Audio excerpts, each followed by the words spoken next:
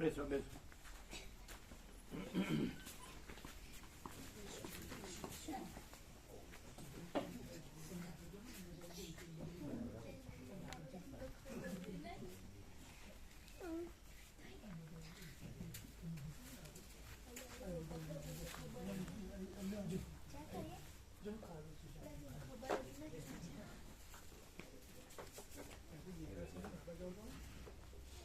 ब्रह्म कृपा ही केवलम आनंद मंगल ओम ओम ओम.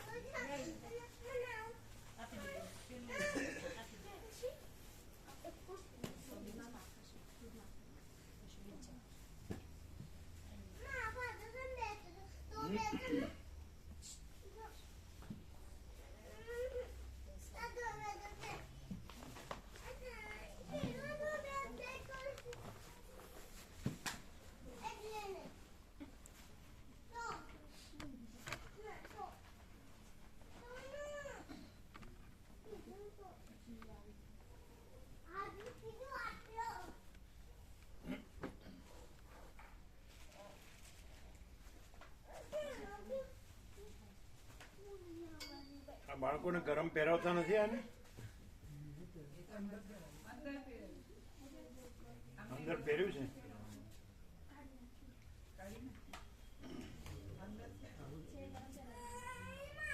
ગરમ નથી પહેરતા અંદર પહેરાયું છે બહારનું કાઢી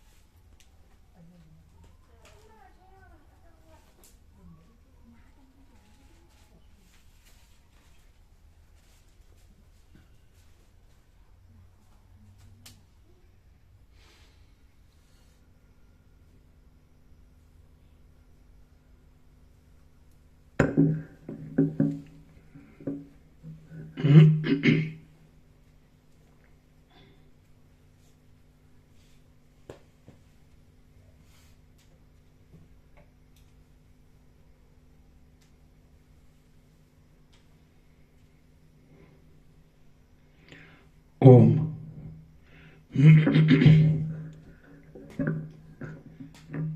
ओम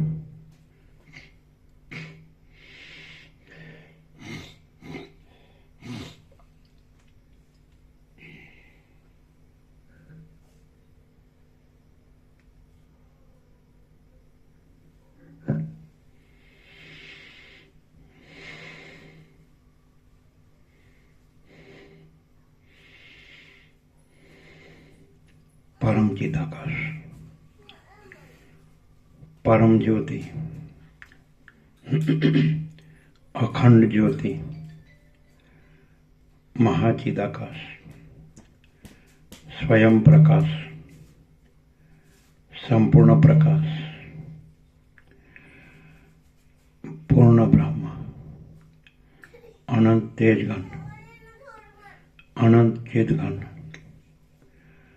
परमाकाश, केवल, अनंत, शुद्ध, तेजघन, परमाकाश, अखिलात्मा, पूर्ण ब्रह्म, परमात्मा, परम चिदाकाश, परम ज्योति, अखंड ज्योति, अनंत पूर्ण परम चिदाकाश, परम शांति, स्वयं सिद्ध, स्वयं प्रकाश, स्वयं पूर्ण, स्वस्वरूप, यही सब कुछ है, इसके सिवा कुछ नहीं है। शून्यवास, अनंत कोटि, महाकल्पो है ही नहीं।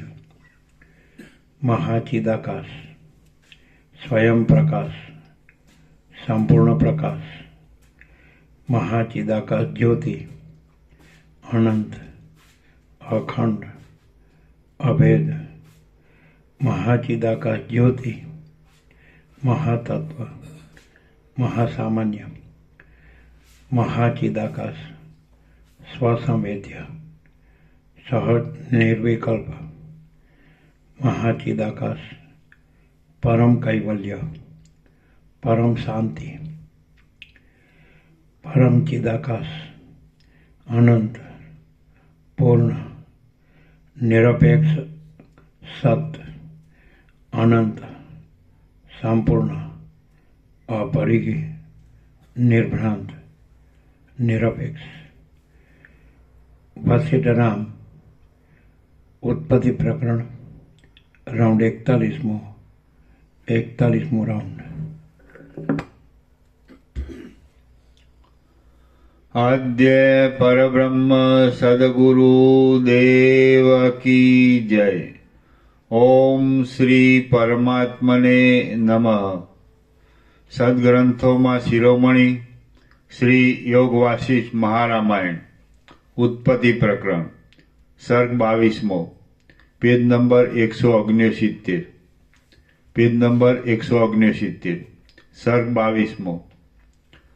વાસનાઓને અલ્પ કરવાનો ઉપાય અને અભ્યાસ।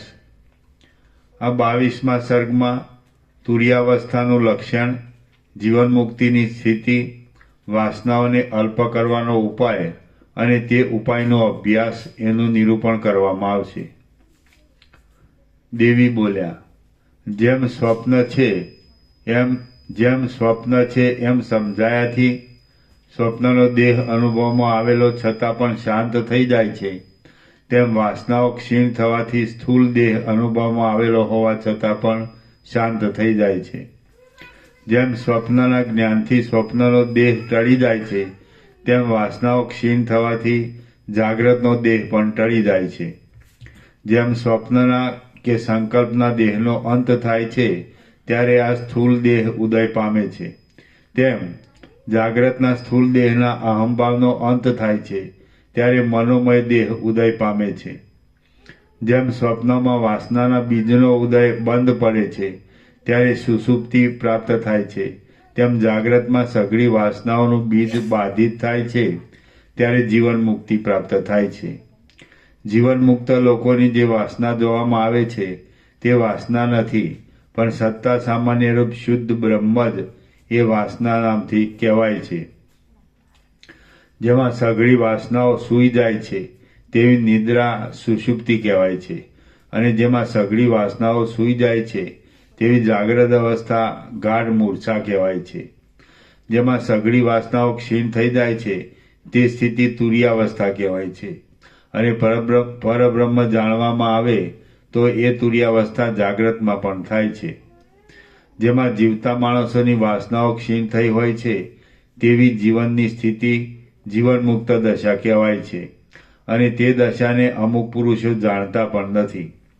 જો ચિત્ત સમાધિથી પરબ્રહ્મમાં લાગીને પાતળી વાસનાવાળું થાય છે તો જેમ હિમ તાપથી પીગળીને જળપણું પામે છે, તેમ તે સ્થૂળ રૂપ છોડી દઈને સૂક્ષ્મ રૂપ થઈ જાય છે। જે મન આત્માના પ્રબોધથી સૂક્ષ્મતા પામેલું હોય છે તે મન બીજી સૃષ્ટિઓમાં તથા બીજા જન્મમાં રહેલા બીજો તે મન બીજી સૃષ્ટિઓમાં તથા બીજા જન્મમાં રહેલા બીજા ચિત્તોની સાથે અને દેવ આદિના શરીરોની સાથે મળી જાય છે, પણ તે સિવાયનું બીજું મન એમ મળી શકતું નથી. જ્યારે દ્રઢ અભ્યાસથી તારો આ અહંભાવ શાંત થશે ત્યારે તેને વિસ્તીર્ણ અને દ્રશ્ય માત્રના છેડારૂપ એવું બોધપણું આપોઆપ પ્રાપ્ત થશે. જ્યારે તારું સૂક્ષ્મપણાનું જ્ઞાન અવિચલ સ્થિતિને પ્રાપ્ત થશે ત્યારે તું સર્વે લોકોને સંકલ્પથી અદૂષિત અને પરમ પવિત્રતાવાળા જોઈશ. આથી હે અનિંદિતા, તું વાસનાઓને અલ્પ કરવાનો યત્ન કર. તારો એ યત્ન દ્રઢ થશે એટલે તું જીવન મુક્ત થઈશ. અપાર શીતળતાવાળો આ બોધરૂપી ચંદ્રમાં જ્યાં સુધી પૂર્ણ કળાઓવાળો થયો નથી ત્યાં સુધી તું આ સ્થૂળ દેહને અહીં રાખીને બીજા લોકને જો. વ્યવહારિક કાર્યોમાં માંસમય દેહની સાથે સંયોગ પામે છે, પણ તે સૂક્ષ્મ દેહની સાથે સંયોગ પામતો નથી. એટલા માટે તારા સ્થૂળ દેહને મારા દેહની સાથે સંયુક્ત કરીને ત્યાં આવવાની આશા રાખવી નહીં. આ વાત મેં મારા અનુભવ પ્રમાણે જેમ છે તેમ જ કહી છે અને બાળકો પણ તે સમજી શકે એવી છે. સિદ્ધ લોકોના અનુભવથી પણ તે સિદ્ધ છે. આ વાત કંઈ વરદાનની કે શાપની વાતની જેમ ઠોકી બેસાડેલી નથી. બોધના દ્રઢ અભ્યાસથી સંસાર સંબંધી વાસનાઓ પાતળી પડી જાય છે અને આ સ્થૂળ દેહ જ સૂક્ષ્મ દેહરૂપ થઈ જાય છે. જોકે મરણના સમયમાં પણ જીવને સૂક્ષ્મ દેહ પ્રાપ્ત થાય છે તો પણ તે દેહ કોઈ જીવતાના કે મુવાના અનુભવમાં આવતો નથી. લોકો તો કેવળ સ્થૂળ દેહને જ મરતો જુએ છે. વાસ્તવિક વિચાર કરીએ તો આ સ્થૂળ દેહ પણ મરતો નથી કે જીવતો પણ નથી, કારણ કે કલ્પિત પદાર્થને મરણ કે જીવન હોવાનો સંભવ જ નથી. સ્વપ્ન જેવી અને સંકલ્પ જેવી ભ્રાંતિમાં મરણ કે જીવન કહેવાય જ કેમ? હે પુત્રી, જેમ સંકલ્પના પુરુષમાં જીવિત અને મરણ મિથ્યા પ્રતીત થાય છે તેમ આ શરીરમાં પણ જીવન અને મરણ મિથ્યા જ પ્રતીત થાય છે. લીલા બોલી, હે દેવી, તમે મને એવા નિર્મળ જ્ઞાનનો ઉપદેશ દીધો છે કે તે સાંભળવાથી દ્રશ્યરૂપી વિસૂચિકાનો રોગ શાંત થઈ જાય. હવે આ વિષયમાં મારા ઉપર વિશેષ ઉપકાર કરીને કહો કે એ જ્ઞાનનો અભ્યાસ કેવો છે, તે કેવી રીતે કરવો જોઈએ, કેવી રીતે એ અભ્યાસ પુષ્ટ થાય અને તે પુષ્ટ થયાથી કેવી સ્થિતિ પ્રાપ્ત થાય. દેવી બોલ્યા, ગમે તે સમયમાં પણ જે માણસ જે કાર્ય કરે છે તે માણસનું તે કાર્ય અભ્યાસ વિના કદી પણ સિદ્ધ થતું નથી. જ્ઞાનનું ચિંતન કરવું, જ્ઞાનની વાતો કરવી, નહીં જણાયેલા અંશ એકબીજાને સમજાવવા અને જ્ઞાનમાં જ તત્પર રહેવું એને પંડિતો અભ્યાસ કહે છે. મનમાં ભલાઈવાળા અને વૈરાગ્યવાળા જે મહાત્માઓ સંસારનું બંધન ટાળવા માટે યત્નપૂર્વક વાસનાઓની ક્ષીણતા કરે છે તેઓ જગતમાં વિજયી છે. જેમની બુદ્ધિ સર્વ પરિગ્રહના ત્યાગરૂપી ઝળકતા સૌંદર્યવાળા વૈરાગ્ય રસથી રંગાયેલી છે અને જે આનંદને આપનારી છે તેમને ઉત્તમ અભ્યાસી સમજવા. જેઓ જ્ઞાતાનો અને જ્ઞેયનો અત્યંત અભાવ કરવામાં યુક્તિઓથી અને શાસ્ત્રોથી યત્ન કરે છે તેમને જ્ઞાનના અભ્યાસી જાણવા. આ દ્રશ્ય જગત સૃષ્ટિના આરંભમાં મૂળે ઉત્પન્ન થયું જ નથી અને આ જે દેખાય છે તે તથા જે અહંભાવ રૂપે છે તે કદી પણ છે જ નહીં એમ જે ચિંતન કર્યા કરવું એ બોધનો અભ્યાસ કહેવાય છે. દ્રશ્યનો બાધ થઈ જતા રાગદ્વેષાદિકની અલ્પતા થાય છે અને બ્રહ્મ વિદ્યાના બળથી જે આત્મરતિ ઉત્પન્ન થાય છે તે જ્ઞાનનો અભ્યાસ કહેવાય છે. દ્રશ્યનું બાધિતપણું જાણ્યા વિના રાગદ્વેષાદિને જે અલ્પ કરવામાં આવે છે તે તપ કહેવાય છે, પણ તે જ્ઞાન કહેવાય નહીં. એ તપ તો રાગદ્વેષાદિને વૃથા રોકનારા દુઃખને જ વિસ્તારે છે. દ્રશ્યનો અત્યંત અભાવ સમજવો એ જ જ્ઞાન છે અને એ જ બ્રહ્મ કહેવાય છે. એવા જ્ઞાનના અભ્યાસથી નિર્વાણ સ્થિતિ પ્રાપ્ત થાય છે. આમ એ અભ્યાસ મહાફલદાયી છે. જેમ શરદ ઋતુમાં મોટી ઝાકળ વીંખાઈ જાય છે તેમ સંસારરૂપી કૃષ્ણ પક્ષની રાત્રિમાં ચિત્તમાં પ્રવર્તેલી મોહરૂપી મોટી નિદ્રા પણ હિમના જેવા શીતળ વિવેક તથા વૈરાગ્યરૂપી જળના નિરંતર સિંચનોથી અશેષે વિંખાઈ જાય છે. વાલ્મીકી મુનિ એટલું જ કહી રહ્યા તે સમયમાં દિવસ જતો રહ્યો. સૂર્ય આથમી ગયો અને મુનિઓની સભા તે વાલ્મીકીને પ્રણામ કરી સાયંકાળનું નિત્યકૃત્ય કરવા માટે ત્યાંથી ઉઠીને સ્નાન કરવા માટે ગઈ. પછી રાત્રિ સમાપ્ત થઈ અને સૂર્યના કિરણો ફૂટ્યા એટલે એ સભા શ્રવણ કરવા માટે ફરી પાછી વાલ્મીકી પાસે આવી. શ્રી યોગ વાસિષ્ઠ મહારામાયણમાં ઉત્પત્તિ પ્રકરણનો લીલાના આખ્યાન સંબંધી વાસનાઓને અલ્પ કરવાનો ઉપાય અને અભ્યાસ નામનો સર્ગ 22મો સમાપ્ત. વાલ્મીકીનો ચોથો દિવસ સમાપ્ત. સર્ગ 23મો. સરસ્વતી અને લીલાનું જ્ઞાન દેહથી આકાશમાં ગમન. આ 23મા સર્ગમાં સરસ્વતી અને લીલા યોગથી સ્થૂળ દેહનો ત્યાગ કરીને પહાડી ગામને જોવાની ઈચ્છાથી મંડપની અંદર જ પ્રતીત થયેલા મોટા આકાશમાં ગયા એ કથા કહેવામાં આવશે. વશિષ્ઠ બોલ્યા, દ્રઢ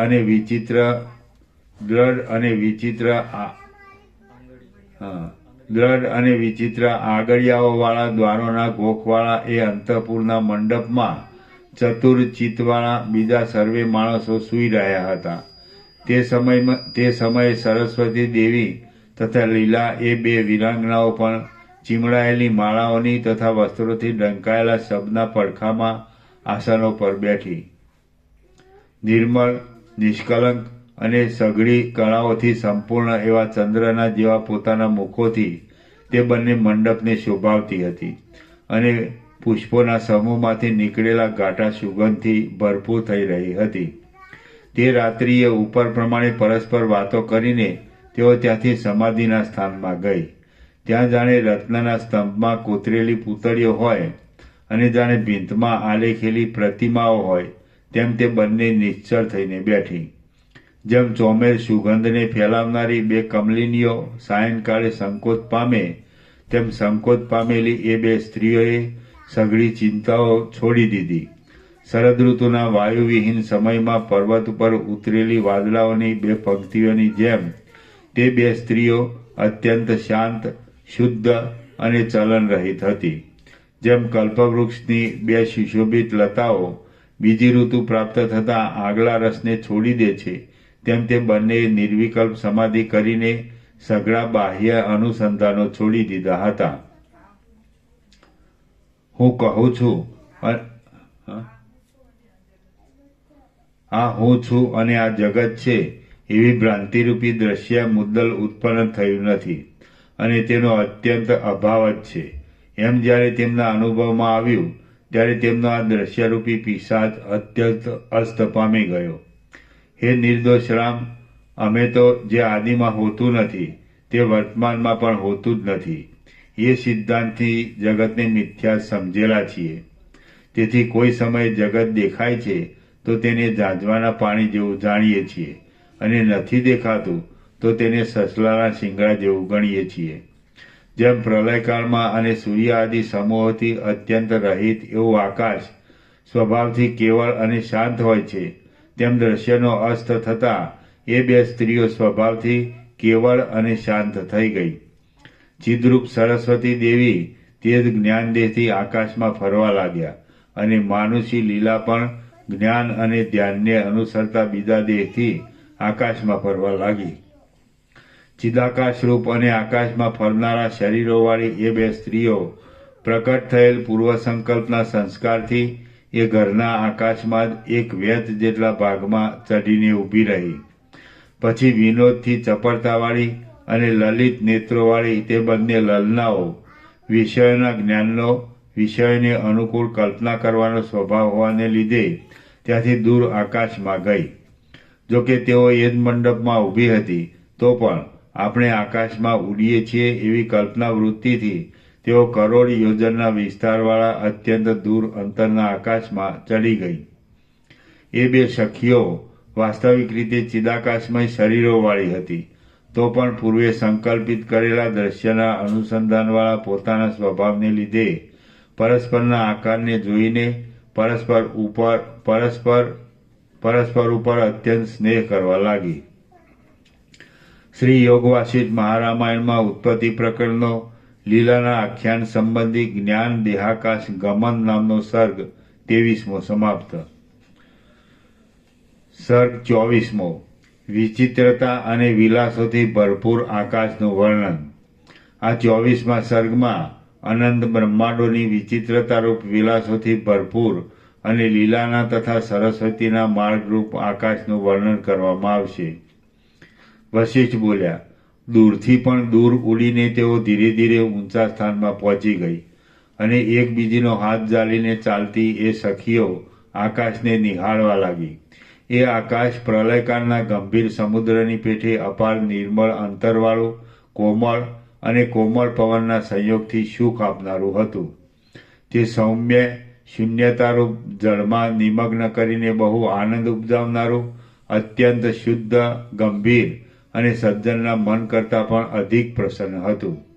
પછી તે બંનેએ દિશાઓમાં મેરુ આદિ પર્વતોના શિખરો પર રહેલા અને પૂર્ણચંદ્રના ગર્ભની પેઠે નિર્મળતા ધરાવનારા વાદળાના પુષ્ટ ઉદરૂપ સ્વચ્છ મહેલમાં વિશ્રામ કર્યો. પછી તેમણે સિદ્ધોની તથા ગંધર્વોની મંદારમાળાઓની મહેકથી મનનું આકર્ષણ કરનારા અને ચંદ્રના મંડળમાંથી નીકળેલા સુખદાયી પવનમાં રમણ કર્યું. પછી ઘણી ગરમીનો નાશ કરનારા વીજળીરૂપી રાતા કમળોથી વ્યાપ્ત અને જળના સમૂહથી ભરેલા મેઘમંડળરૂપી તળાવમાં તેમણે સ્નાન કર્યું. પછી જેઓમાં અનેક ભૂતલોના પર્વતો કમળના કંદના અંકુરની અણીઓ જેવા લાગતા હતા, એવી દિશાઓરૂપ સરસીઓ એટલે તળાવડીઓમાં તેમણે ભ્રમરીઓની પેઠે યથેષ્ટ રીતે ભ્રમણ કર્યું. પછી તેમણે ગંગાજીના ધીર ઝરણાઓના ઉડતા બિંદુઓવાળા અને વાયુથી ક્ષોભ પામેલા મેઘમંડળરૂપી મંડળને ફુવારાનું ઘર સમજીને તેમાં વિહાર કર્યો. પછી ધીરે ધીરે જતી અને પોતાની શક્તિ પ્રમાણે વિશ્રામ લેતી એ બે મનોમય શરીરવાળી સ્ત્રીઓએ લોકોની રચના આદિ મોટા આરંભોથી ભરપૂર થયેલું એક બીજું આકાશ દીઠું. એ આકાશ એવી રીતે સાથે રહીને એમણે કદી પણ જોયું ન હતું. બહુ ગંભીર હોવાને લીધે તે અનેક કરોડ બ્રહ્માંડોથી પણ પૂરાય એમ ન હતું. ઊંચે ઊંચે એકબીજાની ઉપર ગોઠવાયેલા વિચિત્ર આભરણો જેવા જુદા જુદા વિમાનયુક્ત ભૂતલોથી એ આકાશ જુદા જુદા સ્થળોમાં વ્યાપ્ત હતું. ચારે બાજુ અવકાશોને પૂરી દેતા મેરુ આદિ મહાપર્વતોના માણિક્યમય ભાગોથી મધ્ય ભાગમાં તે પ્રલયકાળના અગ્નિની જ્વાળાઓ જેવું લાગતું હતું. એ પર્વતોના મોતીમય શિખરોની કાંતિઓના સમૂહથી તે હિમાલયના શિખરની જેમ શોભતું હતું. સુવર્ણમય પર્વતોના સ્થળોની પ્રભાઓથી તે સુવર્ણના સ્થળ જેવું દીપતું હતું. પર્વતોમાં રહેલા મોટા મરકતમણીઓની કાંતિઓથી તે લીલા ઘાસવાળી પૃથ્વીની પેઠે શ્યામ જણાતું હતું. જોનારને કે જોવાના પદાર્થોને જુદા જુદા દેખાવ ન આપે એવા ઉત્પન્ન થયેલા પ્રૌઢ અંધકારથી તે કાળાશ ભર્યું હતું. કોઈ સ્થળમાં ત્યાં પારિજાતની લતાઓના વનો ઉપર અનેક વિમાનો ફરતા હતા. તેથી પાસે રહેનારાઓને તે વનોની મંજરી જેવું લાગતું હતું અને દૂર રહેનારાઓને તે વૈદુર્યમણીની ભૂમિકા જેવું લાગતું હતું. એ આકાશમાં મંદના સરખા વેગવાળા મોટા મોટા સિદ્ધ લોકો જવા આવવાથી વાયુના વેગને પણ અટકાવી દેતા હતા. ત્યાં વિમાનોરૂપી ઘરોમાં બેઠેલી દેવતાઓની સ્ત્રીઓના ગાયનોનો અને વાજિંત્રોનો ઘોઘાટ જામી રહ્યો હતો. ત્યાં ત્રૈલોક્યના ઉત્તમ પ્રાણીઓના સમૂહો ફરતા હતા, તેથી ભીડ જામી ગઈ હતી. ત્યાં દેવતાઓના અને દૈત્યોના અનેક ટોળા એકબીજાથી અદ્રશ્ય રૂપે રહીને ફરતા હતા. આસપાસના ભાગોમાં કુષ્માંડોના, રાક્ષસોના અને પિશાચોના મંડળો ઊભા હતા. ત્યાં દેવતાઓના વિમાનો આવ અને પ્રવાહ વગેરે વાયુઓના જેવા મોટા વેગથી આવ જા કરતા હતા. ચાલ્યા જતા વિમાનોની સુસવાટીનો શબ્દ ત્યાં જાણે મુઠ્ઠીમાં પકડાઈ શકે એવો ગાઢો સંભળાતો હતો. વાયુના યંત્રરૂપી જ્યોતિચક્ર ગ્રહોના અને નક્ષત્રોના અત્યંત સંચારથી કંપ્યા કરતું હતું. પાસે રહેલા સૂર્યના તડકાથી તપી ગયેલા નાના મોટા સિદ્ધો પોતપોતાના સ્થળો છોડીને દૂર જતા હતા. ત્યાં નાના વિમાનો સૂર્યથી બળી જતા હતા અથવા સૂર્યના ગોળાઓના મુખોમાંથી નીકળતા પવન વડે દૂર ઉડી જતા હતા. લોકપાલ, દેવતાઓ તથા અપ્સરાઓના સમૂહોના સંચારથી અને તેઓના નેત્ર આદિ અંગોની ચેષ્ટાઓથી આકાશ ચંચળ થઈ ગયું હતું. ત્યાં દેવાંગનાઓની દાસીઓને બાળવા માંડેલા ધૂપના ધુમાડાઓથી જાણે વાદળા ચડ્યા હોય એમ લાગતું હતું. ત્યાં દેવતાઓએ પોતપોતાના લોકમાં તેડેલી અપ્સરાઓ ઉતાવળથી તે લોકમાં જતી હતી અને તેમના કેટલાયક આભરણો પડી જતા હતા. ત્યાં આકાશની નીલતા સામાન્ય સિદ્ધ લોકોના ઉગ્ર પ્રભાવને ઢાંકી દેનારા તમોગુણના બળ જેવી જણાતી હતી. ત્યાં બળવાન સિદ્ધ લોકોની બળપૂર્વકની આવજાને લીધે વાદળા વીંખાઈ ગયા હતા અને પાછે રહેલા હિમાલય, મેરુ તથા મંદરાચલના શિખરો ઉપર વિસામો લેવા રહ્યા હતા. આથી તે પર્વતો જાણે વસ્ત્રો ઓઢીને બેઠા હોય એવા જણાતા હતા. ત્યાં ચારે બાજુ કાગડાઓ, ઘુવડો, ગીધો અને ગીધ પક્ષીઓ ટોળે ટોળા થઈને ઉડતા હતા. સમુદ્રમાં જેમ તરંગો નાચે તેમ એ આકાશના પ્રદેશોમાં ડાકણોના ટોળા નાચતા હતા. કૂતરા, કાગડા, ઊંટ અને ગધેડાના જેવા મોઢાવાળી અનેક યોગિનીઓ સેંકડો યોજન સુધી જઈને પાછી આવતી હતી. સિદ્ધોના અને ગંધર્વોના જોડા લોકપાલોની આગળ પણ ધુમાડાઓની પેઠે દૂસરા લાગતા વાદળારૂપી મંદિરોમાં સુરતોત્સવ કરતા હતા. માર્ગમાં ચાલનારા લોકો સ્વર્ગમાં થતા દિવ્ય ગાયનોથી તથા દિવ્ય સ્ત્રોત્રોથી ઉન્મત્ત થતા હતા અને કામથી આતુર થતા હતા. નિરંતર ચાલ્યા કરતા જ્યોતિષચક્રમાં સૂર્ય આદિની ગતિ ઉપરથી પખવાડિયા આદિ કાળનું પ્રમાણ કરી શકાતું હતું. વાયુના સ્કંદોરૂપી ખાડાઓમાં આકાશ ગંગાનું જળ વહેતું હતું. દેવતાઓના બાળકો આશ્ચર્યને જોવા સારું વ્યગ્ર થઈને ફરતા હતા. વજ્ર, ચક્ર, ત્રિશૂળ, તલવાર અને સાંગો દેવતાઓરૂપી દેહધારી થઈને ફરતા હતા. કોઈ ઠેકાણે ભીંત વગરના ઘરો જોવામાં આવતા હતા તો કોઈ સ્થળમાં નારદજી તંબુરો લઈ ગાયન કરતા હતા. કોઈ સ્થળમાં પુષ્કરાવર્ત આદિ પ્રલયકાળના મેઘોએ વાદળાના માર્ગમાં ભારે ગરબડ મચાવી હતી તો કોઈ સ્થળમાં પ્રલયકાળના મેઘો પણ મૂંગા રહેવાથી ચિત્રમાં આલેખેલા જેવા દેખાતા હતા. કોઈ સ્થળમાં વાદળા કાજળના ઉછળતા મોટા પર્વતો જેવા સુંદર દેખાતા હતા તો કોઈ સ્થળમાં ગ્રીષ્મ ઋતુના અંત સમયમાં વાદળા સૂર્યના કિરણો લાગવાથી સોનાના રસ જેવા સુશોભિત લાગતા હતા. કોઈ સ્થળમાં દિશાઓ બળતી હતી અને તેના તાપથી આકાશ ધગી રહ્યું હતું. પૂર્વ રામાયણમાં ઋષ્યમુખ પર્વત ઉપર જે પ્રમાણે મેઘોને વરસતા વર્ણવ્યા છે તે પ્રમાણે ત્યાં કોઈ સ્થળમાં મેઘો વરસી રહ્યા હતા અને તેઓ કાળા વસ્ત્રો જેવા લાગતા હતા. વળી કોઈ સ્થળમાં જળના સમૂહ જેવી શૂન્યતા નિશ્ચળ સમુદ્રના જેવી ગંભીર જણાતી હતી. કોઈ સ્થળમાં મોટા મોટા વિમાનો જાણે વાયુરૂપી નદીમાં ઘાસ અને પાંદડા તણાતા જતા હોય એવા લાગતા હતા તો કોઈ સ્થળમાં નિર્મળ રીતે પ્રકાશથી શ્યામતા ઉડતા ભ્રમરોની પીઠ જેવી જણાતી હતી. કોઈ સ્થળમાં વાયુથી ઉડતી અને પહાડી નદી જેવી લાગતી દૂરથી ત્યાં ધૂસરપણું થઈ રહ્યું હતું તો કોઈ સ્થળમાં વિમાનોમાં બેઠેલા દેવતાઓની કાંતિરૂપ ત્યાં વિચિત્રતા થઈ રહી હતી. કોઈ સ્થળમાં માતૃકા કહેવાતી દેવીઓના મંડળો નગ્ન થઈને નાચતા હતા તો કોઈ સ્થળમાં નિરંતર મદ્યપાનથી મત રહેનારી યોગિનીઓ ધમાધમ મચાવી રહી હતી. કોઈ સ્થળમાં શાંત અને વિશ્રાંતિ પામેલા મુનિઓ સમાધિ ધરીને બેઠા હતા તો કોઈ સ્થળમાં કોલાહલ તથા ક્રોધાદિક નહીં હોવાથી સમતા હતી અને સાધુઓના ચિત્તના જેવી મનોહરતા હતી. કોઈ સ્થળમાં કિન્નરોના, ગંધર્વોના અને દેવાંગનાઓના મંડળો ગાયન કરતા હતા. કોઈ સ્થળમાં અનેક નગરો નિશ્ચળ દેખાતા હતા તો કોઈ સ્થળમાં મોટા મોટા નગરો ગતિ કરતા દેખાતા હતા. કોઈ સ્થળોમાં રુદ્રોના અનેક નગરો દેખાતા હતા. કોઈ સ્થળમાં બ્રહ્માના અનેક નગરો દેખાતા હતા. કોઈ સ્થળમાં માયાએ કરેલા અનેક નગરો દેખાતા હતા અને કોઈ સ્થળમાં ભવિષ્યકાળમાં નગરો થયાનું જણાતું હતું. કોઈ સ્થળમાં માયા રચિત ચંદ્ર સરોવરો ઉછળતા હતા કોઈ સ્થળમાં સરોવરો હિમના જેવા ઘટ થઈ ગયા હતા. કોઈ સ્થળમાં સિદ્ધ લોકો ફરતા હતા અને કોઈ સ્થળમાં ચંદ્રનો ઉદય થયો હતો. કોઈ સ્થળમાં સૂર્યનો ઉદય થયો હતો. કોઈ સ્થળમાં રાત્રિનું અંધારું વ્યાપી રહ્યું હતું. કોઈ સ્થળમાં સંધ્યાકાળની વિચિત્રતા થઈ રહી હતી અને કોઈ સ્થળમાં ઝાકળથી ધૂસરતા પથરાઈ હતી.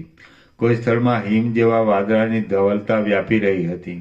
કોઈ સ્થળમાં વરસાદ વરસતો હતો અને કોઈ સ્થળમાં લોકપાલ દેવતાઓ જાણે સ્થળની જેમ આકાશમાં જ બેઠા હતા. કોઈ સ્થળમાં દેવતાઓ તથા દૈત્યોના ટોળા ઊંચે નીચે જવામાં વ્યગ્ર થઈ રહ્યા હતા, તો કોઈ સ્થળમાં એ ટોળા પૂર્વ, પશ્ચિમ, ઉત્તર અને દક્ષિણ દિશામાં વ્યાકુળતાથી ફરતા હતા. કોઈ સ્થળમાં લાખો યોજન સુધી પણ પર્વતો માંડ માંડ મળે એમ હતું. કોઈ સ્થળમાં અટલ અંધારું વ્યાપી રહ્યું હતું અને કોઈ સ્થળમાં છીપરના ગર્ભ જેવું કઠણપણું જણાતું હતું. કોઈ સ્થળમાં અવિનાશી મહાન તેજ વ્યાપી રહ્યું હતું. કોઈ સ્થળમાં સૂર્ય તથા અગ્નિના જેવી પ્રભા વ્યાપી રહી હતી અને કોઈ સ્થળમાં ચંદ્ર આદિના મંદિરમાં હિમના ગર્ભના જેવી શીતળતા પ્રસરી રહી હતી. કોઈ સ્થળમાં આંખ આગળ દેવતાઓના અનુચરો દૈત્યોના ભયથી કલ્પવૃક્ષની લતાઓના વનને ઉપાડીને લઈ જતા હતા અને કોઈ સ્થળમાં દૈત્યોના પ્રહારોથી દેવતાઓના ઊંચા ઊંચા નગરો પડી જતા હતા. કોઈ સ્થળમાં દેવતાઓ વિમાનોમાંથી પડી જતા હતા અને તેમના તેજથી જાણે અગ્નિની રેખા અંકાતી હતી. કોઈ સ્થળમાં ઉગેલા સેંકડો કેતુઓના પરસ્પર ભટકાવાથી ગીર્દી થઈ રહી હતી. કોઈ સ્થળમાં શુભ ગ્રહો ઊંચા ભાગના મંડળમાં ઉગ્યા હતા. કોઈ સ્થળમાં રાત્રિના જેવું અંધારું વ્યાપી રહ્યું હતું અને કોઈ સ્થળમાં દિવસના જેવો પ્રકાશ પથરાઈ રહ્યો હતો. કોઈ સ્થળમાં વાદળા ગાજતા હતા. કોઈ સ્થળમાં નિર્મળ વાદળાઓ શાંત થઈને રહ્યા હતા અને કોઈ સ્થળમાં વાયુથી વિંખાયેલા ધોળા વાદળાના સમૂહો પુષ્પની શૈયાઓ જેવા લાગતા હતા. કોઈ સ્થળમાં અત્યંત નિર્જનતા, શુદ્ધપણું, ઉપાધિ રહિતતા, આનંદથી કોમળપણું, શાંતપણું અને સ્વચ્છપણું હતું. તેથી ત્યાં જ્ઞાની પુરુષના વિશાળ હૃદયના જેવી શોભા દેખાતી હતી. કોઈ સ્થળમાં દેવતાઓના વાહનોરૂપી દેડકાઓ ગળામાંથી શબ્દો કરતા હતા, તો કોઈ સ્થળમાં શૂન્યતારૂપી જળ ફેલાયાથી દેવતાઓના ક્યારાઓની ભ્રાંતિ થતી હતી. કોઈ સ્થળમાં મયુર અને હેમચૂડ આદિ પક્ષીઓ વિનોદ કરતા હતા, તો કોઈ સ્થળમાં વિદ્યાધરીઓના અને દેવાંગનાઓના વાહનો બેઠા હતા. કોઈ સ્થળમાં કાર્તિક સ્વામીના મયુરોનું મંડળ વાદળાઓ વિશે ઉદ્ધત નૃત્ય કરતું હતું અને કોઈ સ્થળમાં અગ્નિના વાહનરૂપ પોપટો બેઠા હતા. આથી ત્યાં લીલા ઘાસવાળા પ્રદેશોના જેવી હરિયાળી થઈ રહી હતી.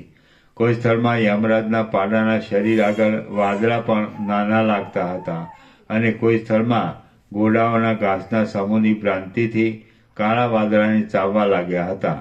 કોઈ સ્થળમાં દેવતાઓના નગરો વ્યાપી રહ્યા હતા. કોઈ સ્થળોમાં દૈત્યોના નગરો દેખાતા હતા. કોઈ સ્થળમાં પર્વતોને પણ ફાડી નાખે એવા પવનને લીધે એકબીજાના નગરો અપ્રાપ્ત હતા. કોઈ સ્થળમાં મોટા પર્વતો જેવા ભૈરવો નાચતા હતા અને કોઈ સ્થળમાં પાંખોવાળા પર્વતો જેવા વિનાયકો નાચતા હતા. કોઈ સ્થળમાં પર્વતો પાંખોથી ઉડીને પવનની ભારે ઘૂઘવાટી કરતા હતા અને કોઈ સ્થળમાં ગંધર્વ નગરો તથા દેવાંગનાઓના ટોળા ફેલાઈ રહ્યા હતા. કોઈ સ્થળમાં ઉડતા પવનોમાંથી પડેલા લાખો વૃક્ષો વાદળાના છત્રો જેવા થઈ રહ્યા હતા અને કોઈ સ્થળમાં માયાએ બનાવેલી આકાશ નદીઓના જળોથી શીતળતા થઈ રહી હતી. કોઈ સ્થળમાં ચંદ્રના કિરણોના આકર્ષણથી પવનો શીતળ અને સુખાકારી વાતા હતા અને કોઈ સ્થળમાં ઊના પવનથી બળી ગયેલા ઝાડવાળા પર્વતો વાદળા જેવા લાગતા હતા. કોઈ સ્થળમાં વાયુ અત્યંત શાંત થઈ જવાથી લેશ માત્ર પણ શબ્દ થતો ન હતો અને કોઈ સ્થળમાં પર્વતો જેવા વાદળાની સેંકડો શિખાઓ પ્રગટી હતી.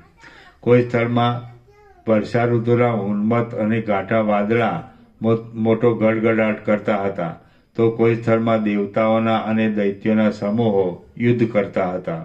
આથી ત્યાં જઈ શકાય એમ પણ ન હતું.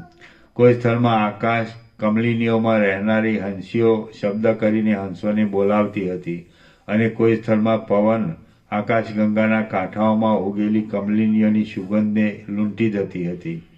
કોઈ સ્થળમાં સાક્ષાત ગંગા આદિ નદીઓની સ્થિતિને લીધે માછલા, મગરો, કરચલા, શંખલા અને કાચબાઓ ઠેકતા હતા.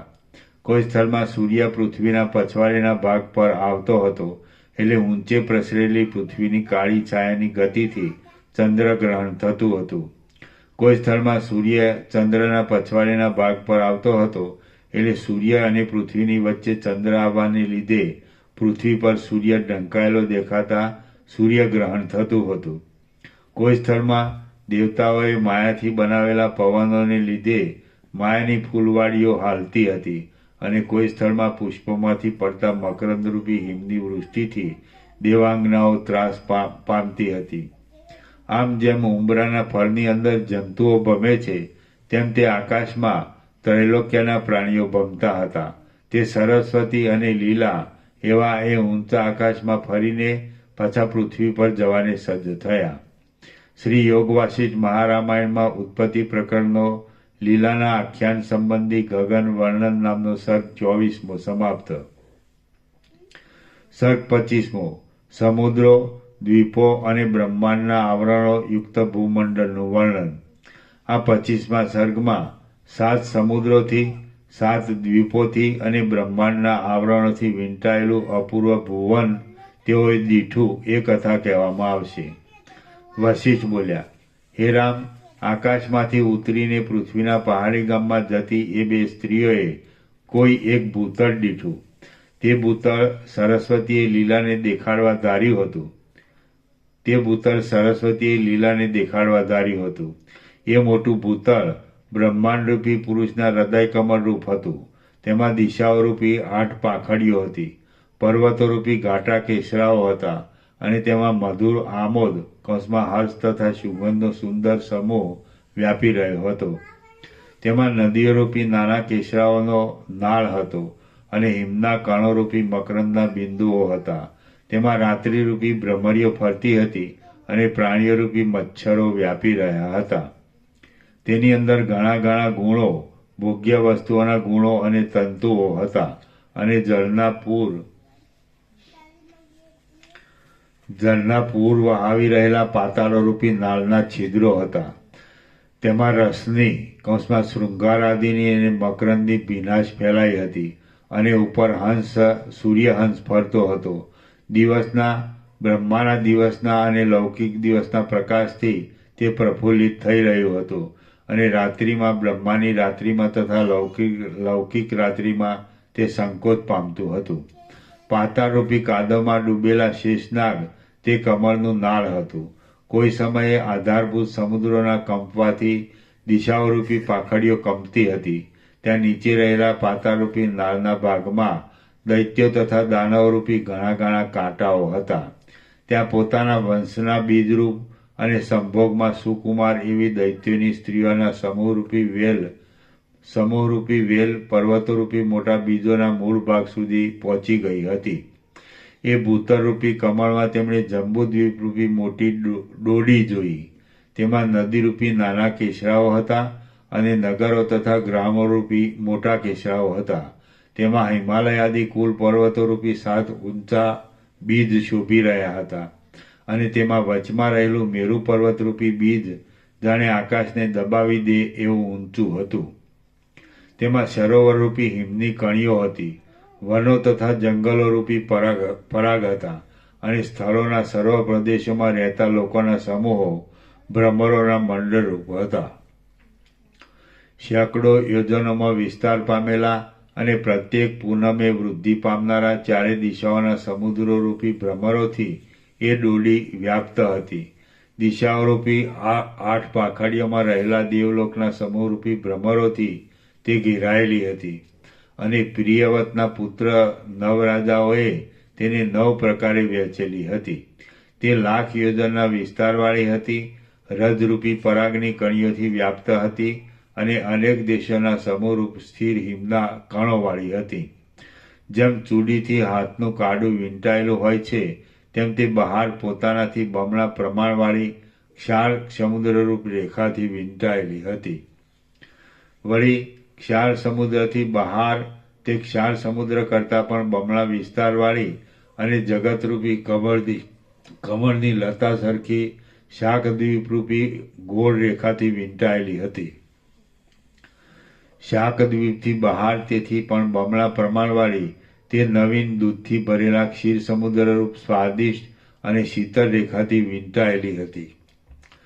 ક્ષીર સમુદ્રથી બહાર તે તેથી પણ બમણા પ્રમાણવાળી અને વિવિધ પ્રકારના લોકોથી શોભતી કુશદ્વીપરૂપ રેખાથી તે વીંટાયેલી હતી.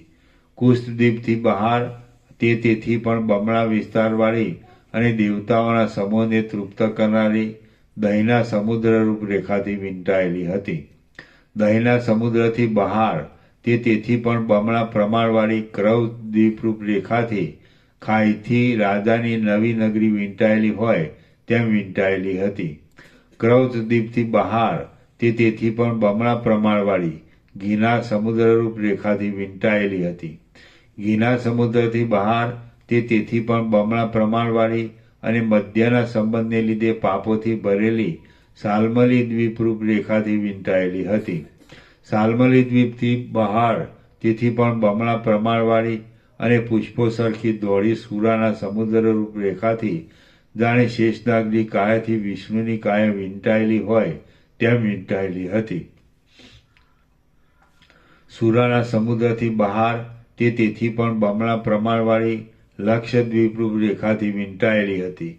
પ્લસદ્વીપથી બહાર તે તેથી બમણા પ્રમાણવાળી અને હિમાલયના શિખર જેવી દોડી શેરડીના રસના સમુદ્રરૂપ રેખાથી વીંટાયેલી હતી.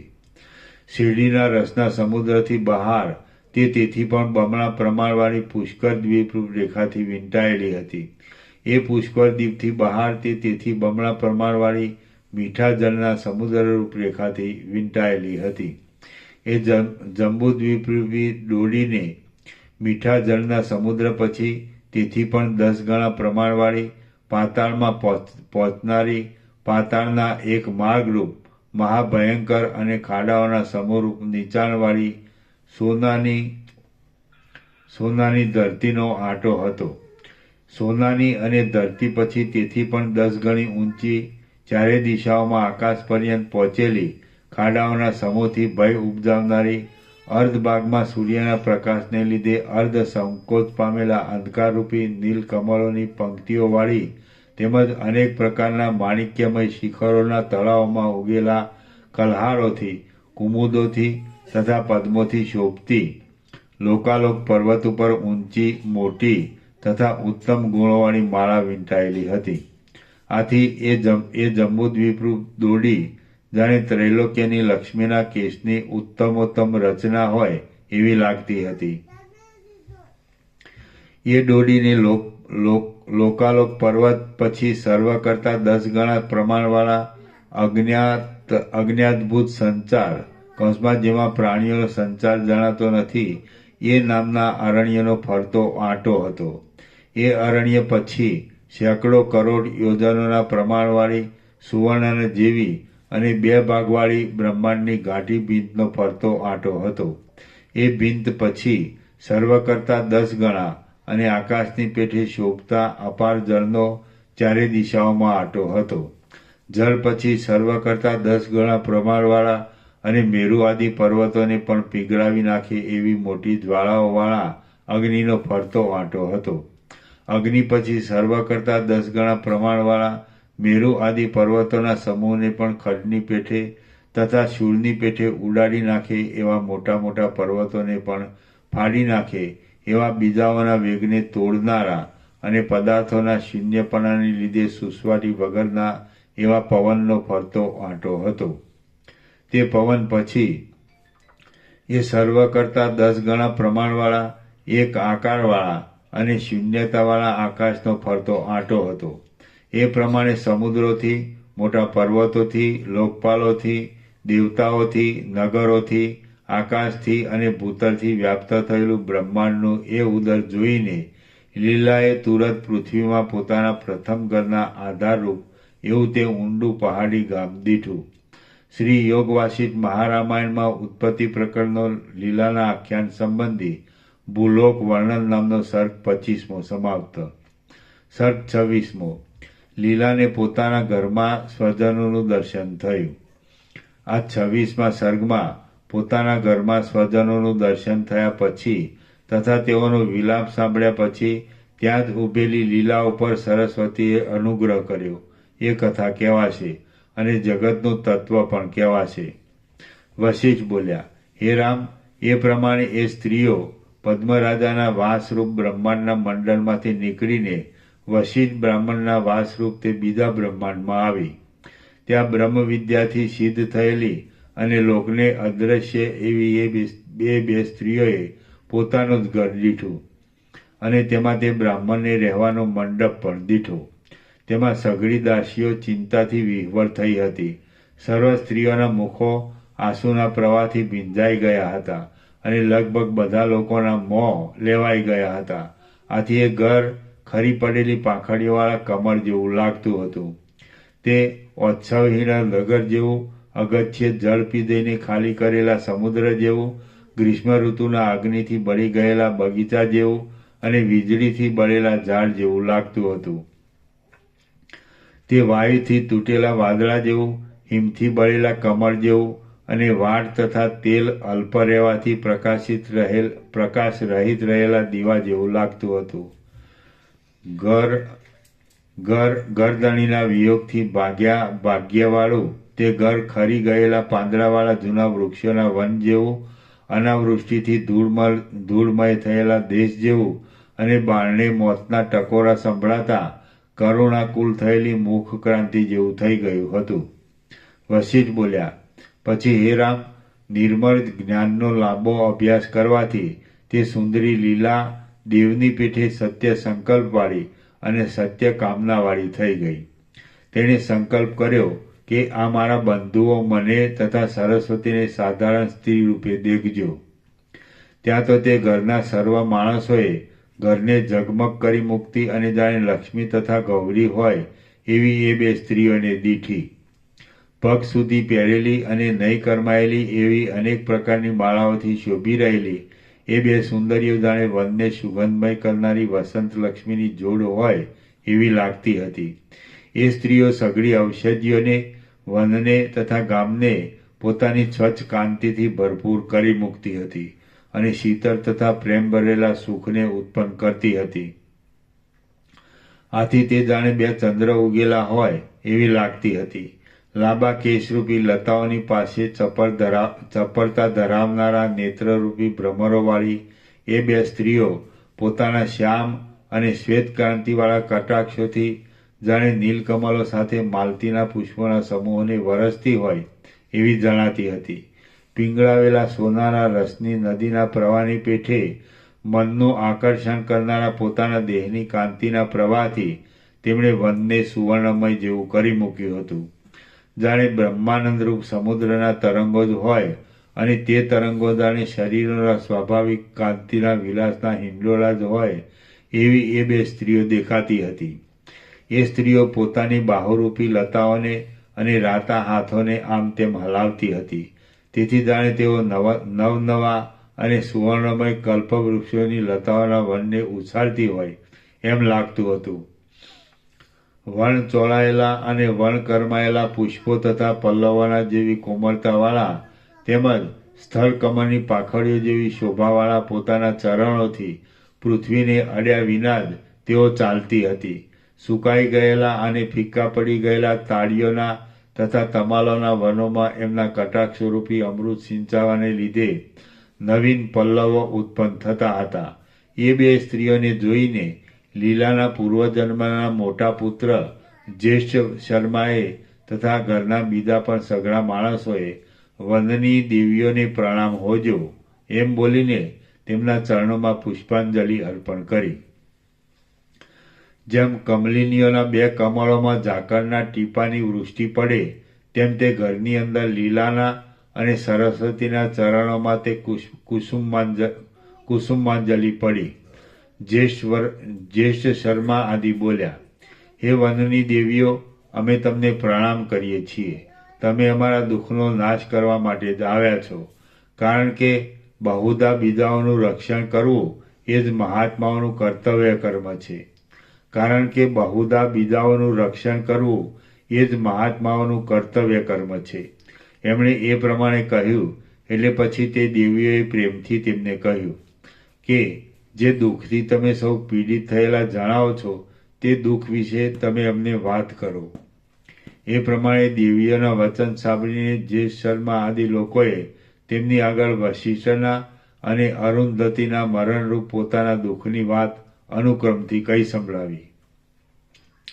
જ્યેષ્ઠ શર્મા બોલ્યો, હે દેવીઓ, અહીં પરસ્પર સ્નેહવાળા, સર્વને માન આપનારા, વંશનું સ્થાપન કરનારા અને બ્રાહ્મણની મર્યાદાના સ્તંભરૂપ એવા બ્રાહ્મણ જાતિના 2 સ્ત્રી પુરુષ રહેતા હતા. એ સ્ત્રી પુરુષ અમારા માતા પિતા હતા. તેઓ હમણાં આ ઘરને, પુત્રોને, પશુઓને અને બાંધવોને છોડીને સ્વર્ગવાસી થયા છે. આથી અમને આ સઘળું ત્રૈલોક્ય સૂનું લાગે છે. ક્ષણે ક્ષણે આ પક્ષીઓ આકાશમાંથી પોતાના શરીરોને પછાડે છે અને ભક્તિને લીધે આ ઘર ઉપર બેસીને મધુર સ્વરોથી અમારા મા બાપનો શોક કરે છે. ગુફારૂપી મુખથી ગુર શબ્દરૂપ વિલાપ કર્યા કરતો આ પર્વત અત્યંત વ્યાકુળ થઈને નદીઓરૂપી મોટી આંસુધારાઓ વહાવીને રડ્યા કરે છે. ઝરણાઓના શબ્દોરૂપી ચીસો પાડતી, ઊના પવનોરૂપી નિશાસા મૂક્યા કરતી અને મેઘરૂપી વસ્ત્રોથી રહિત થઈ જતી આ દિશાઓ અમારા મા બાપના શોકથી અત્યંત દુર્બળ થઈ ગઈ છે. ગામના સઘળા માણસો પછડાઈને સઘળા અંગોમાં ઘવાઈ ગયા છે. કરુણ રસથી ભરેલી ચીસો પાડ્યા કરે છે, રાખ થઈ ગયા છે, ઉપવાસ કર્યા કરે છે અને મરી જવાની ઈચ્છા કરે છે. વૃક્ષના ગુચ્છોરૂપી નેત્રોમાંથી દિવસે તાપથી ગરમ થયેલા હિમકણરૂપી આંસુના ટીપાઓ ધરતી પર પડ્યા કરે છે. ધૂળથી ઘેરાયેલી અને લોકોની અવરજવર વિનાની થઈ પડેલી આ ગલી વિધવાની જેમ જાણે આનંદવિહીન અને શૂન્ય હૃદય થઈ ગઈ છે. કોયલ પક્ષીઓના તથા ભ્રમરોના શબ્દરૂપી વિલાસ કરતી, ઝાકળની વૃષ્ટિરૂપ આંસુઓથી ભીંજાયેલી અને અત્યંત ઊના પવનરૂપી નિશ્વાસથી વૃક્ષ થયેલી આ લતાઓ પોતાના પલ્લવરૂપ હાથોથી છાતી તથા માથાને કૂટ્યા કરે છે. તાપથી તપી ગયેલા શરીરોવાળો આ ઝરણાઓ શોકને લીધે પોતાના શરીરોના સેંકડો ટુકડા કરી નાખવા માટે મોટા ખાડાઓની છીપરો ઉપર શરીરોને પડતા મૂકે છે. આ અમારા ઘરોનો સરસામાન વીંખાઈ ગયો છે. તેની લક્ષ્મી ઉડી ગઈ છે. સર્વ સ્થળે શૂન્યકાર વર્ત્યો છે અને સર્વત્ર ઘાટા અંધારા વ્યાપ્યા છે. એવા આ અમારા ઘરો અવશ્ય અરણ્ય રૂપ થઈ ગયા છે.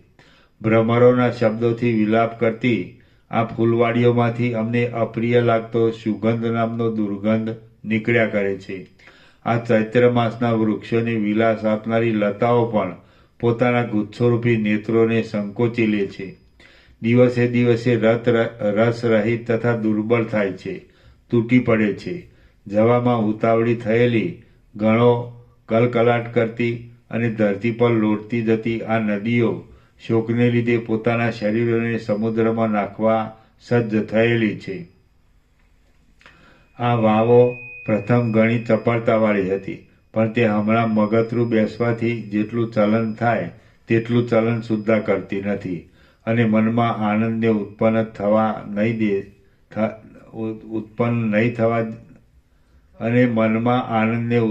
થવા નહીં દે એવા શોકની ભાવના કર્યા કરે છે.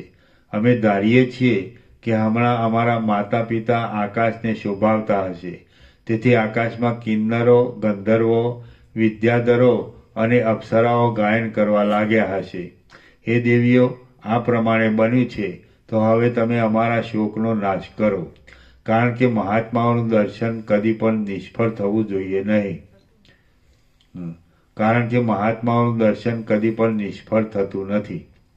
વશિષ્ઠ બોલ્યા, પુત્રે એ પ્રમાણે કહ્યું એટલે કમલીની જેમ નમીને પોતાના પલ્લવથી પોતાના મૂળથી ગાંઠનો સ્પર્શ કરે છે, તેમ લીલાએ નમીને પોતાના નમ્ર પુત્રના માથા ઉપર પોતાના હાથથી સ્પર્શ કર્યો. જેમ પર્વત વર્ષા ઋતુના મેઘનો સંબંધથી ઉનાળાના તાપનો ત્યાગ કરે છે, તેમ જ્યેષ્ઠ શર્માએ લીલાના હાથના સ્પર્શથી દુઃખના અને દુર્ભાગ્યપણાના સંકટનો ત્યાગ કર્યો. જેમ લોક અમૃતના પાનથી દુઃખ રહિત અને લક્ષ્મીવાળા થાય છે, તેમ એ ઘરના સગળા માણસો તે દેવીઓના અવલોકનથી દુઃખ રહિત અને શોભાવાળા થયા. રામ બોલ્યા, એ લીલાએ પોતાના પુત્ર જ્યેષ્ઠ શર્માને દેવી રૂપે દર્શન દીધું, પણ શા માટે જનની રૂપે દર્શન ન દીધું? પ્રથમ મારા આ સંશયને મટાડો. વશિષ્ઠ બોલ્યા, જે અજ્ઞાની માણસ કલ્પિત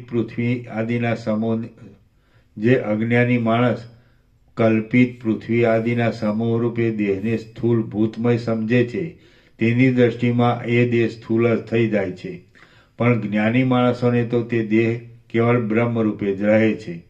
હે રામ, જેમ બાળકને તેની સામે ઉભેલો પુરુષ તે પુરુષ છે એમ નહીં સમજાયાને લીધે ભૂત લાગે છે, તેમ અજ્ઞાનીને આ પૃથ્વી આદિ પદાર્થો મિથ્યા છતાં પણ તેનું તત્વ નહીં સમજાયાને લીધે સત્ય ભાસે છે.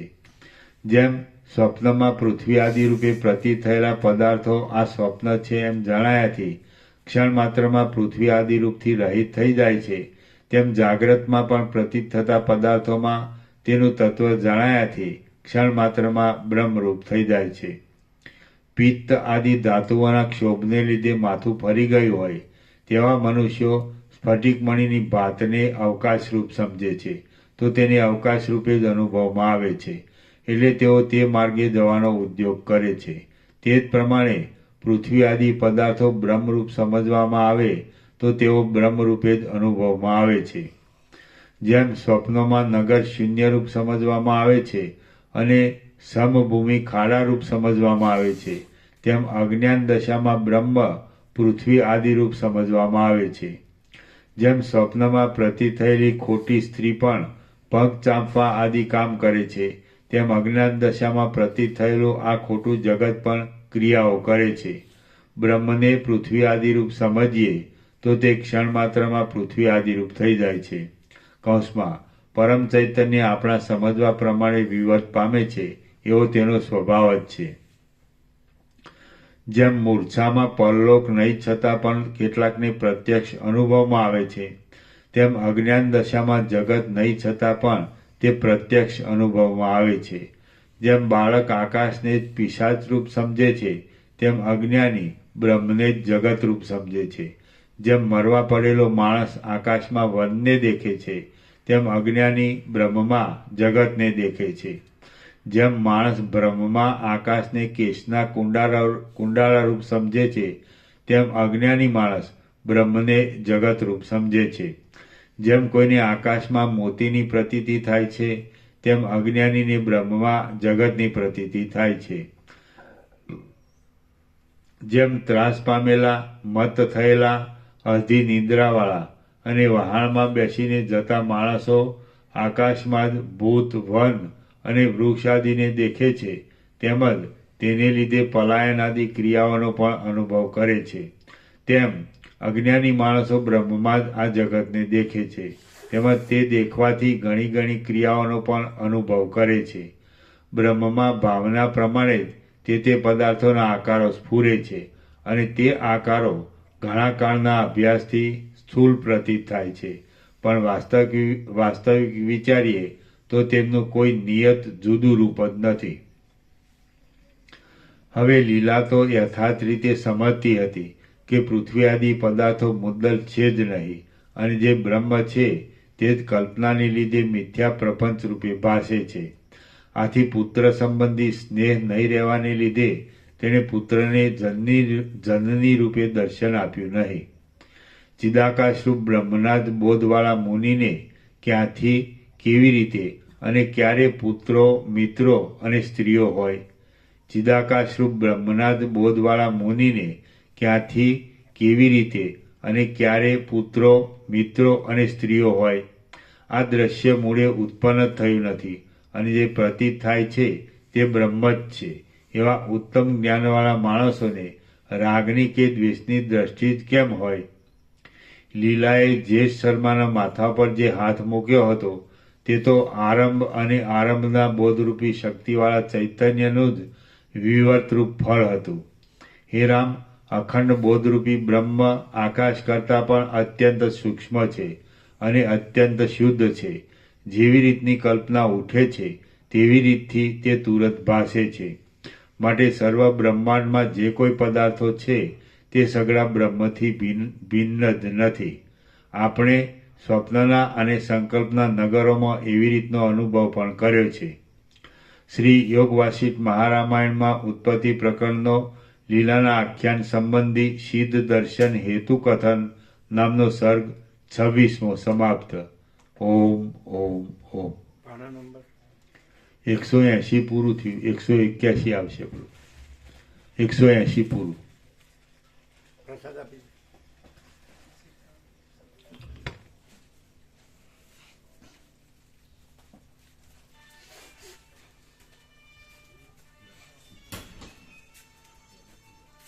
સુખડીને લાડુ પ્રસાદ આપ્યો બધાને.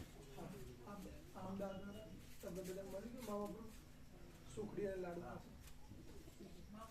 બીજા બધા આવી ગયું. કોને બાકી? આમદાર ત્યાં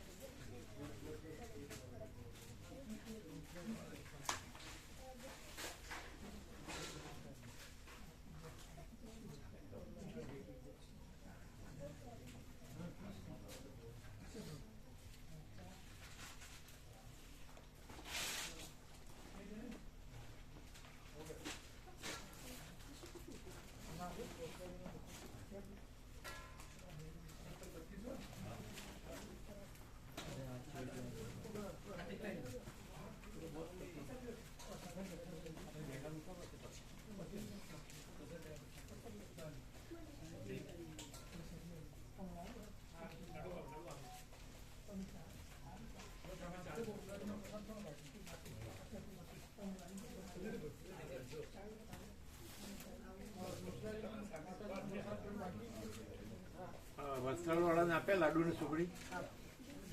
કેટલા આવ્યા છે? કેટલા જણા? 4 આવ્યા. ચારેને આપ્યા. બીજા બધાને? બીજા બધા આપ્યા.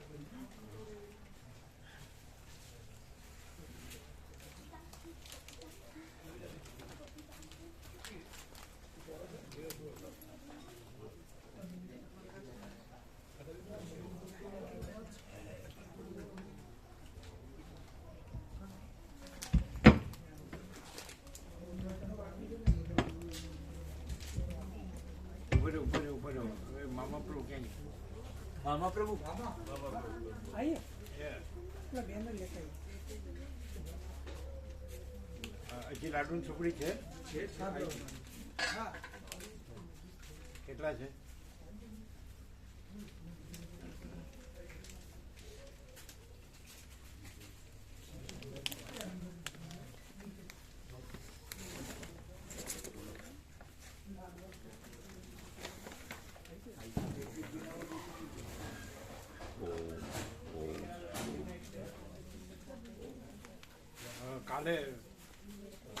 કાલે સવારે તમે કોણ કોણ આવ્યા હતા? ગઈકાલે એ ગોવા પ્રભુ આ દિલ્હીથી પ્રસાદ લાયા.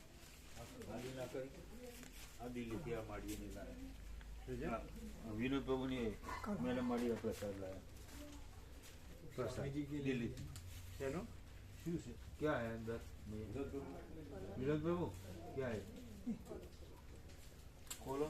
એમ નહીં, સવારે આ લોકોને આપવાના હતા તે નહોતા આપ્યા. તમે બપોરે વાપરો પછી જ આપવાનું એવું રાખ્યું હતું. શું હતું સુખડી ને? लड्डू प्रसाद रह गया था. सुगड़ी तो दिया, सुगड़ी तो आपी दी.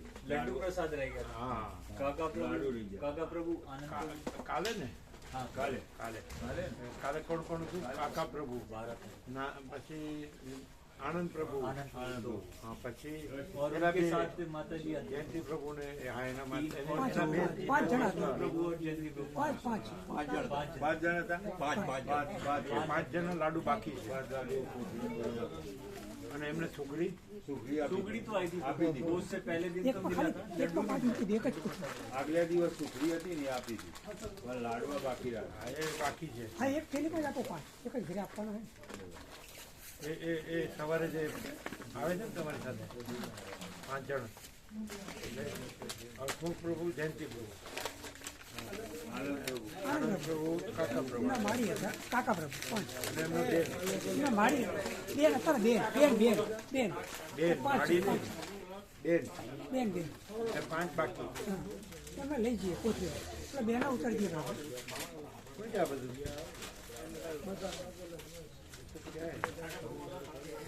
ये मैडम माता जी लिखे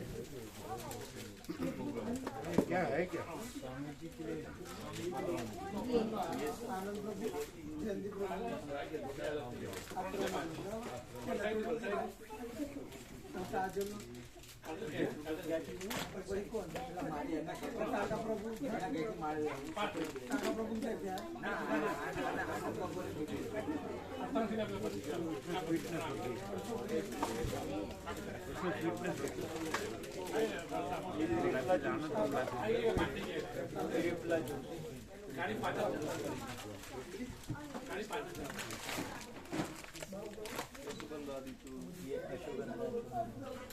अश्वगंधा. ये पकड़ो. प्रभु बेना उतार दिए. प्रभु बैनर लाए उतार दिए. बैनर लेता है उतार दिए.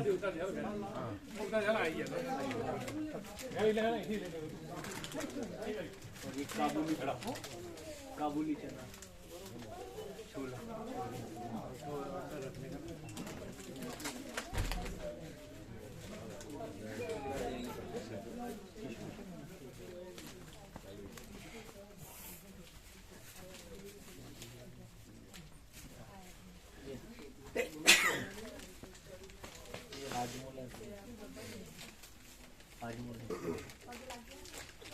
हाजमोला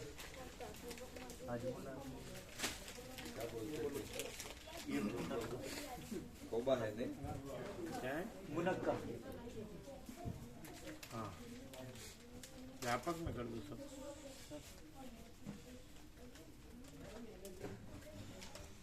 वो ये तो जिसको जरूरत है उसको देने का. અને પૂછો પેલા ક્યાં ગયા? જેની ડોક્ટર જયેશ જયેશ ને માલુમ હોય. જો આ બધી જો દવાઓ આવી,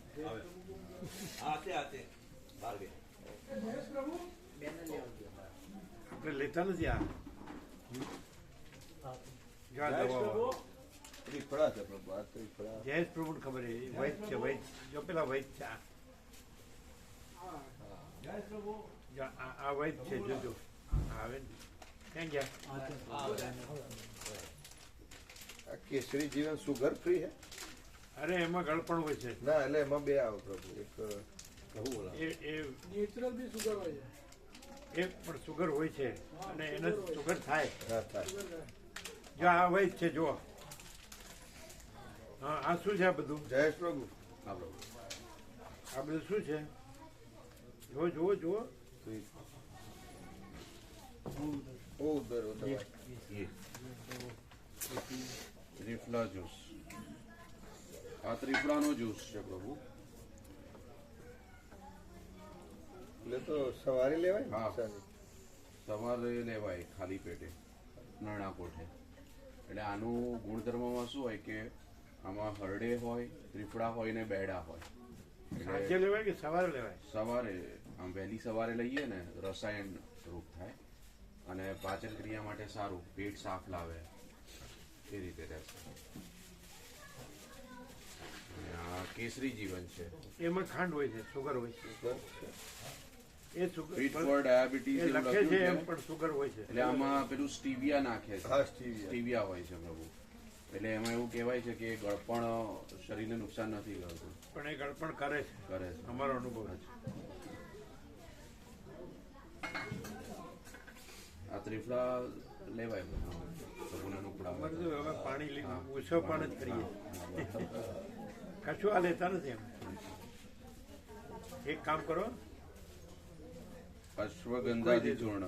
वो यूज करेंगे, आप यूज करना. એમને આપી દો ને. આપણે છે ને વ્યાપક પ્રસાદ જેવું રાખો, બાકી બધું આપી દો. હા.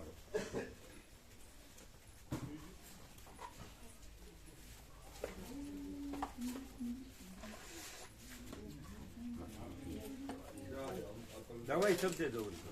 वो क्या है? नहीं, वो तो प्रसाद होगा हाँ, व्यापक. प्रसाद में हो जाएगा. खाली दवा हो जाओ. નહીં, નહીં, ઔષધિ વાળું આ બધું હતું. આમાં છે કઈ ઔષધ?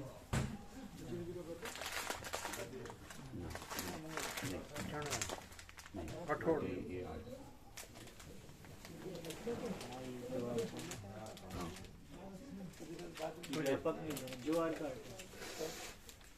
બસ એ તમે રાખો વ્યાપક.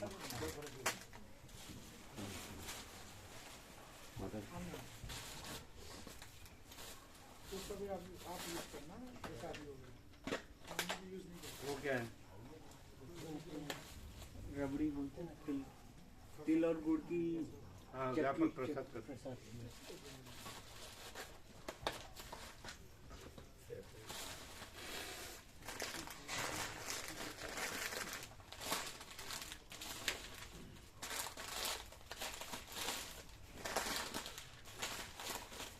ये कठोर है भैया. व्यापक में कर देना. वो क्या है? ये मिठाई है. મીઠાઈ. वो व्यापक प्रसाद.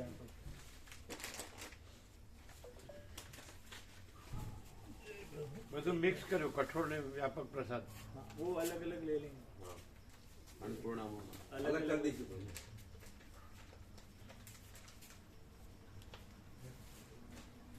પેલો લાડુ પ્રસાદ આપ્યો પેલા બાકી હતો એ 5 જણ.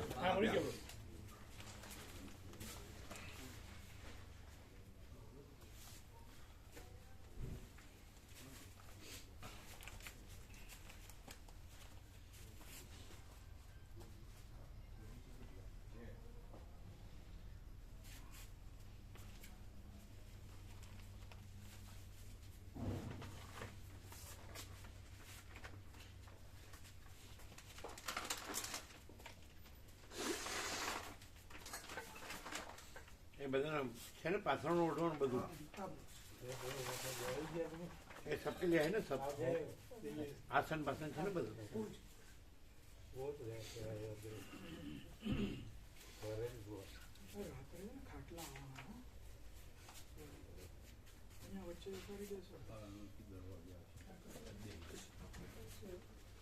આજે મહેશ પ્રભુ નથી આવ્યો નહીં? आए आए. આવે. હા તો બધા પ્રસાદ લેવાનું બાકી છે ને? થોડા બાકી આ સુસિંહ બીજા બધા લઈ લીધું. 4-5 જણા હશે ને? 4-5 જણા. એ બધાને આપો હા અને આ બધું લઈ લેવાનું હોય. હા બધું.